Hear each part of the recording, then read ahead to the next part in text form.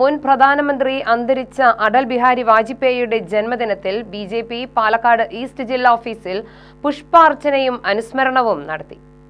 അനുസ്മരണ ചടങ്ങ് സംസ്ഥാന വൈസ് പ്രസിഡന്റ് സി കൃഷ്ണകുമാർ ഉദ്ഘാടനം ചെയ്തു. മുതിർന്ന നേതാവ് എൻ ശിവരാജൻ അനുസ്മരണ പ്രഭാഷണം നടത്തി. നിങ്ങൾ ആർഎസ്എസിൽ നിന്നും കുറച്ച് നല്ല ആളുകളെ വിട്ടുതരണം ഇത് നടത്തിക്കൊണ്ടുപോകാൻ എന്ന് പറയുമ്പോൾ ഗുരുജി പറഞ്ഞു ആർഎസ്എസിൽ രാഷ്ട്രീയമില്ല, ഞങ്ങൾ രാഷ്ട്രീയത്തിൽ ഇടപെടുന്നില്ല ആർഎസ്എസ് എന്ന് ഞങ്ങൾ തീരുമാനിച്ചു എന്ന് പറഞ്ഞ് ആദ്യം ഒഴിവാക്കി. എന്നാലും നിരന്തരമായ ചർച്ചയ്ക്കുള്ളിൽ ഗുരുജി ഒരു 10 പ്രചാരകന്മാരെ വിട്ടുകൊടുത്തു.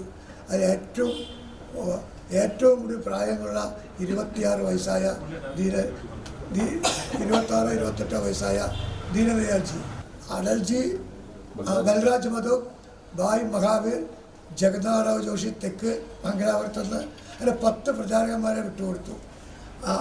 ഈ 10 പ്രചാരകന്മാരെ വെച്ച് ശ്യാമപ്രസാദ് മുഖർജി ഭാരതീയ ജനസംഘം എന്ന 1951 ഭാരതീയ ജനസംഘം എന്ന ഒരു പ്രസ്ഥാനത്തിന് രൂപം നൽകി.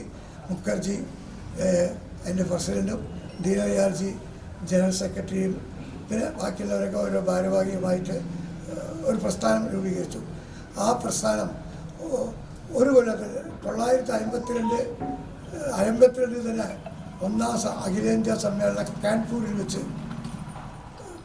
വെച്ച്